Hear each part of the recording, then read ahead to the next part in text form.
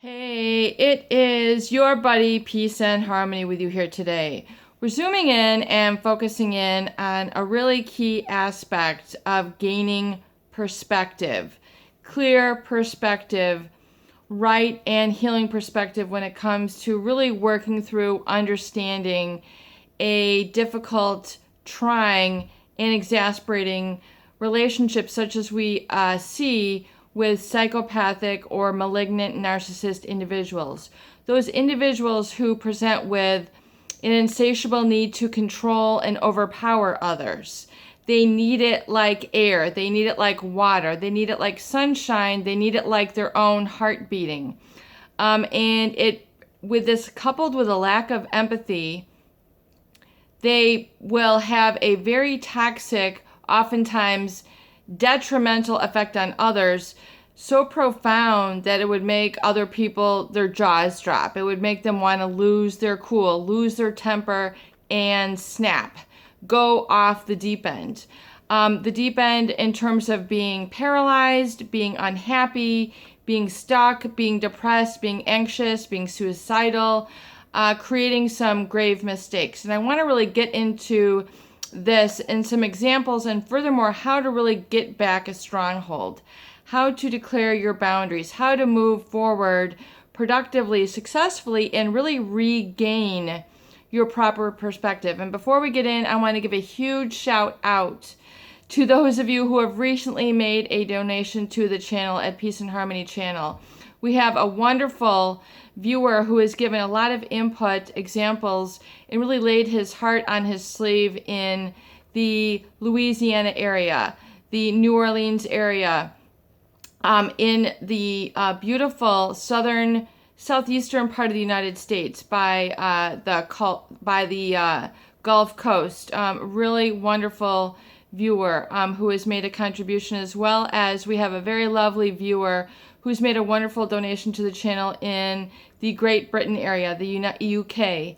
And it is such a pleasure and honor and a privilege to be able to reach out to you and provide you clarity, knowledge, resources, and assistance and tools to really working through this situation effectively. So not only can you understand what you're dealing with, but you can move through this and become a better person than you were before this really occurred, and to really provide you that clarity, understanding, and action steps, the emotions, behaviors, and really sort of that life change. And oftentimes it's a perspective and cognitions and understanding exactly how these ruthless or callous or insensitive people work, and how to really detach from them, detach effectively, detach into a way where you're not harmed, you're not still bearing the wounds with which they had. Oftentimes, what is so hurtful and so difficult to comprehend is the calculated way in which these individuals, who can be sometimes the closest, most significant people in your life, so there's a real sense of illogic that goes on with this. Sometimes these people have been in your home, they've been in your bed, they've been at your kitchen table, they've been at your car, they've been at your workplace. I mean, we're talking people who are in, your family tree, your family legacy. You're connected to these individuals in a very intimate manner, meaning that you might share relationships with other family members with them. You might share not necessarily a bloodline, but you might be married into, or this person might be married into your family, or you might have been married to them. So now we're getting into the legal realm. Now we're getting into the law. Now we have all sorts of complexities, and you need to, like an elephant, you need, if you were to eat an elephant, you would need to cut it off one piece at a time. And that is an analogy. We're not going to be eating an elephant, but it is an analogy. If you have a huge elephant in the room, if you have a huge elephant in your life, if you have a sociopathic, psychopathic, or malignant narcissist individual in your life who seeks to shred you up bit by bit, tear by tear, and calculatingly destroy the fabric of your life, your bloodline, your history, your legacy, your ability to have relationships marry, stay married, be a father, a parent, a worker, a productive member of society, then you need to approach this with a very grave and serious attitude. And when I say serious, I mean dead serious. I mean your life depends on it. Your emotional life, your cognitive life, your behavioral life, your professional life is all intertwined in this understanding, because that is the route at which they try to target. They try to prevent you from positive, orderly direction thinking, which I basically call pod thinking. When you're one, cohesive individual, when you're coherent, you're able to think correctly, you're in your higher mind frame, which I refer to on the channel as the miraculous ability of the mind. And there really is the metacognitive level of which you can exist in. So a lot of people are on automatic pilot. They have gut reactions. They have knee-jerk reactions. They get angry when something breaks. They throw their hands up in despair when they've been betrayed. They scream at the top of their lungs when, something goes awry. Their phone doesn't work and they're ready to crush it and throw it out the window. This is the automatic gut reaction. These are the emotions. These are the raw emotions with which you need to get under control. And oftentimes this is where we see the unraveling. For example, if you have been hit in the gut, hit where it hurts, taking a sack to the solar plexus, which is the core of your energy. It's basically, right in underneath your rib cage, where you really have your inner stamina, your intestinal fortitude. It is the seat of your self-esteem and your courage, your bravery, and oftentimes the ability to resonate in truth and stand up for your rights. If this has been attacked, which is where the malignant narcissist, the psychopath, the sociopath goes for, they try to, like an electrode, stick it under the skin and derail you, get you to go into a frenzy, get you to be destroyed, off kilter, off balance, and off your own 2 feet. And to realize that this reaction is what they're counting on. Basically, you being destroyed, you being devastated, you falling apart, and them taking pleasure in your dismay. They are very sick in that they take pleasure in seeing that you have quote-unquote lost and they have quote-unquote won. It is all about the win for these people. And the win oftentimes means you being destroyed, you having that trauma bond with them, you staying connected with them in that negative, fierce, angry, conflict conscious sort of mentality. These people thrive on conflict. They thrive on trouble. They thrive on chaos. They thrive on the hormones of stress, anxiety, force, rushing people, all that sort of, conflict, just, where, they have gotten you, really pushed you to the brink. And yes, sometimes, you might need to push yourself, but it's a chronic state. And this oftentimes is what triggers the disease DNA in the body, just living by those hormones of stress. And it really triggers the proteins in your body to start to break down. And so you see the post-traumatic stress syndrome. Your thoughts, your thoughts then become your body. In other words, your body, because you're so worked up and you're so much in the fight or flight, your body then is driving your thoughts when it should be the other way around. So when we talk about getting into the seat of metacognition, the ability to think what you're feeling or thinking about, that is your higher self. That is the place where you need to get in. So for example, that is where the seed of change takes in getting this clean perspective, this more empowered perspective, this productive, positive, orderly direction thinking perspective, the pod thinking. So for example, you need to get into that subconscious sort of, reactive mind state, that fight or flight. And oftentimes you can see that this isn't acting out. And oftentimes the negative acting out is directly correlated to the punch in the gut with which they had enacted. So for example, if they attacked your manhood, oh boy, the female psychopath and the female malignant narcissist go for the men in this manner. In other words, they try to destroy what is manly, protective, and sort of the provider aspect of you, your manhood, what it means to be a man, to be strong, to be unfeeling. They try to get that unraveled. So all of a sudden, you're reacting or, acting out unbeknownst to you like watching a train wreck. You have kind of that automatic reaction. You have that scream when the glass falls. You have that, oh my God, when your phone breaks. You have that, people just launch, or quote unquote, the term is oftentimes getting triggered.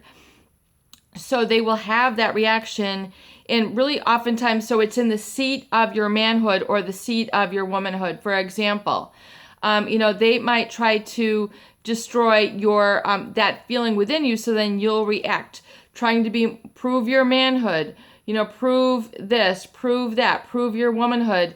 And so oftentimes then people launch into a whole tirade of defense mechanisms, which then they, go into to prove that they are manly, prove that they are womanly, prove they are this, prove they are that. And, then we start getting into trouble, because no longer are you operating in the emotional control centers. The body is running the life. The body, the emotions are running the mind. The body is running the cognitions. So then you see this, I can't believe I did this. I can't believe I made this mistake. I can't believe I just left my family. I can't believe I just sold this off. I can't believe I did this. And so you have this, I can't believe this moment, and maybe you've sabotaged those things which you truly value in your life because of this train reaction, because of this, automatic reaction. Like I call it almost, it's like watching a train wreck. So people, they can't stop watching it. They want to see what happened. So the key, if this occurred, is to forgive yourself and say, oh my gosh, I was under really the spell, or I was under that gut reaction of having this betrayal, this horrific, really profound hurt and awful malignant narcissistic behavior in this person that they had calculated for me to come unhinged, to come breaking through the seams. Have you ever seen, like back in the day, the movie The Incredible Hulk, where the guy becomes green and then he breaks through, and this is in the United States, he breaks through his clothes and he becomes like this monster, and he grows, to be like 15 feet, and like his pants are really short because he's now becoming like possessed, so you become like this fierce monster, and then you need to, so you need to forgive yourself for these moments and realize that you were acting out of the brainwashing, gaslighting, and that cognitive dissonance, which basically created an addiction in your mind where you had to satisfy this. Unbeknownst to you, it was really sort of like beyond your control. The gaslighting and the brainwashing can be that severe. Just like, when someone is, we hear about our soldiers for whatever country, and they're working around ammunition. They're working around tough situations, like for the Navy, they're underwater, their tanks are getting all tangled around their head, they cannot breathe, they need to, get it untangled, they need to think, they need to, go and continue what they need to do. The man who's like pulling the trigger on those bombs, they are in a heightened state of awareness, they are experiencing shell shock, they are experiencing post-traumatic stress syndrome because their body has been so bombarded with the hormones of stress, which are beyond your normal healthy levels. So, it is, that experience. It is not pleasant. It is not comfortable. And it can create ruminations when you're kind of tapering off of this experience. So you need to realize that event, that person, all that they're striving to do is gone. They are outside of you.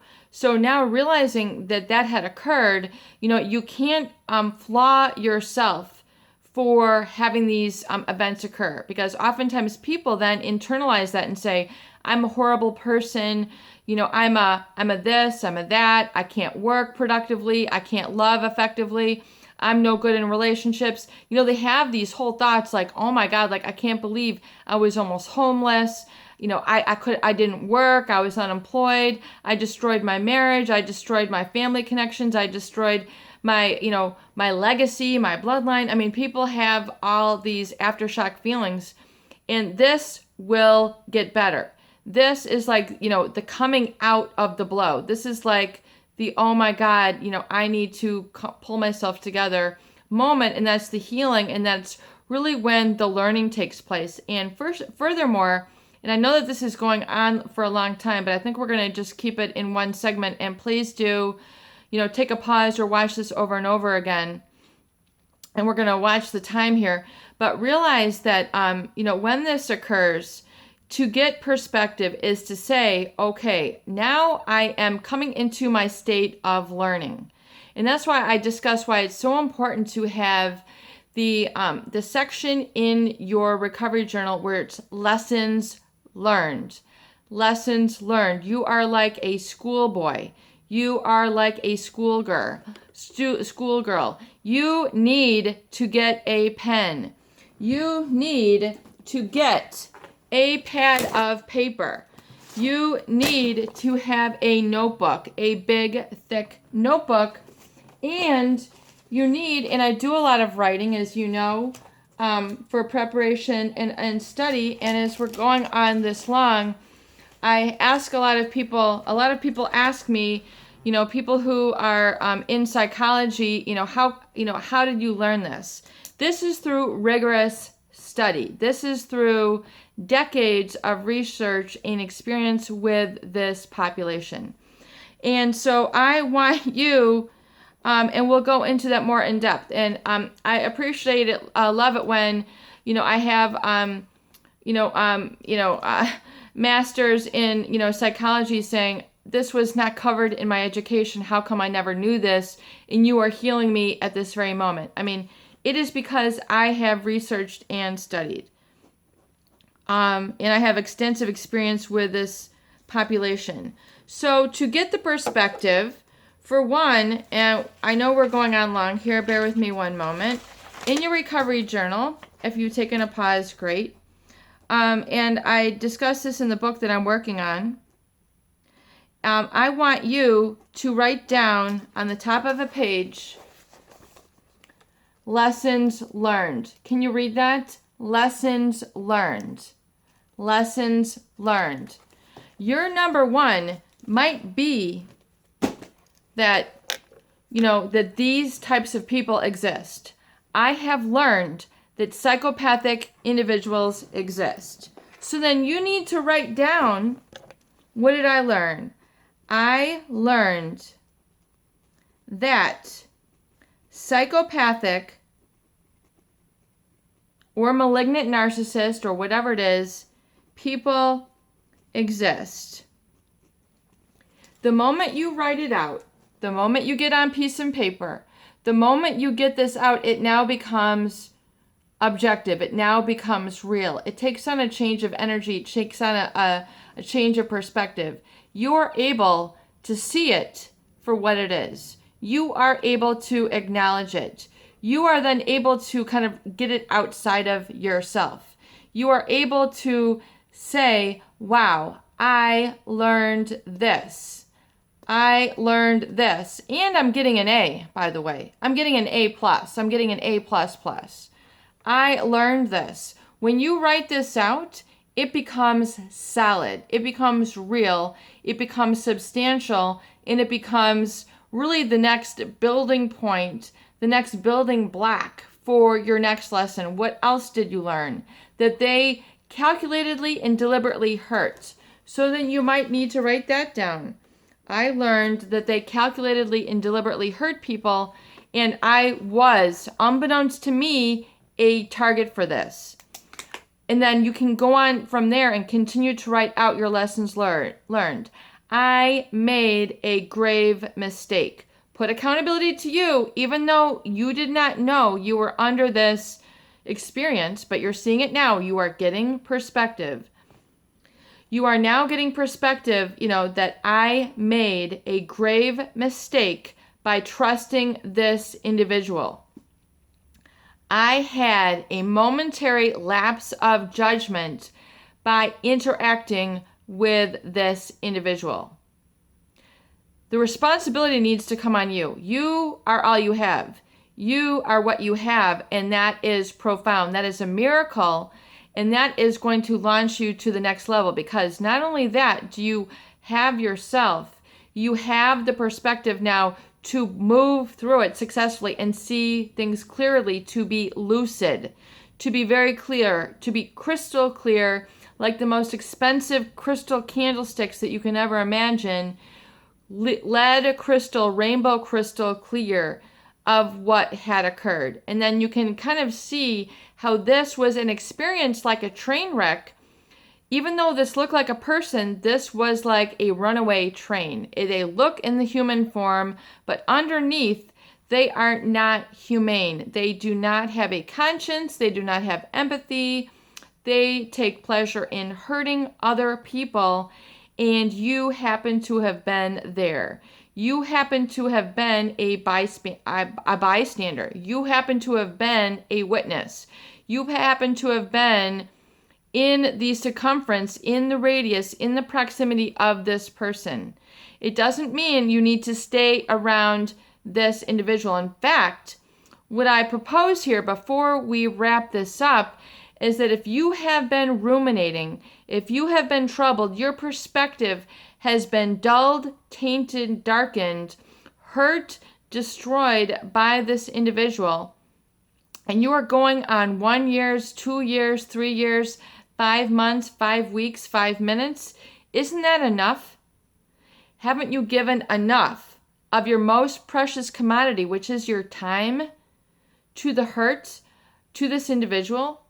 Have you given the train wreck enough time?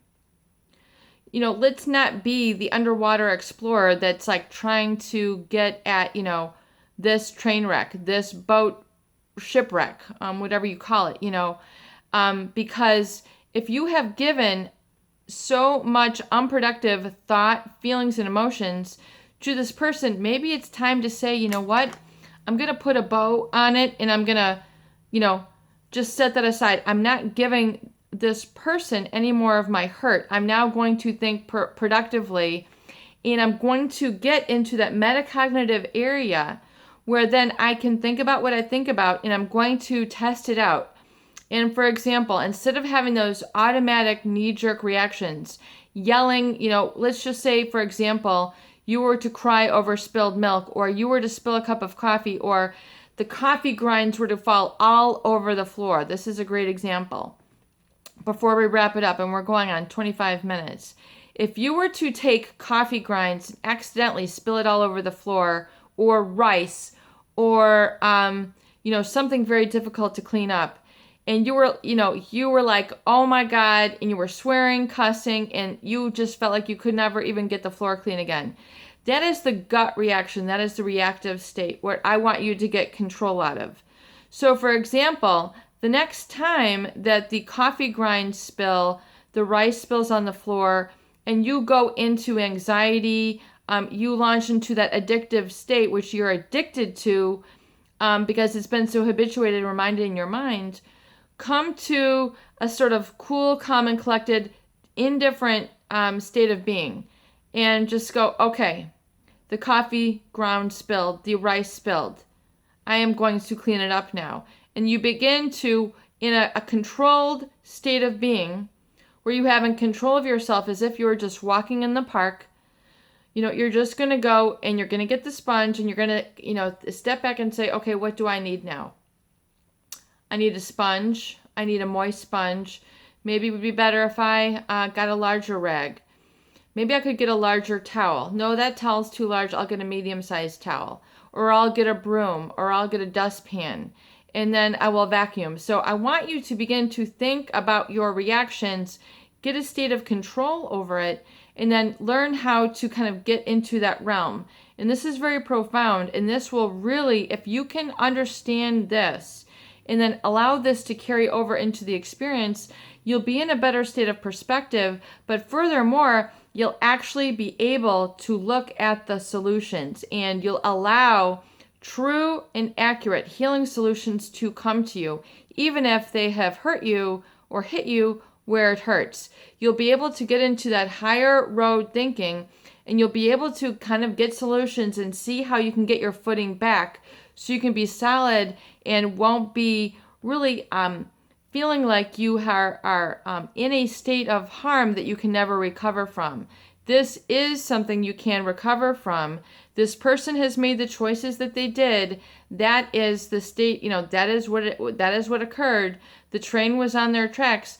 But however, you can recover from that state of being quote unquote harmed by getting the perspective, seeing for what it is, and then regenerate new energy, kind of that higher level thinking. Begin to connect to that. Begin to feel it in your body, and then allow your thoughts now to drive your reactions rather than your reactions to drive your thought. It is your buddy, Peace and Harmony, with you here today. And I want to thank you so much for your viewership. I hope these videos do help. Please share and please subscribe for more great tools, videos, discussion, and support.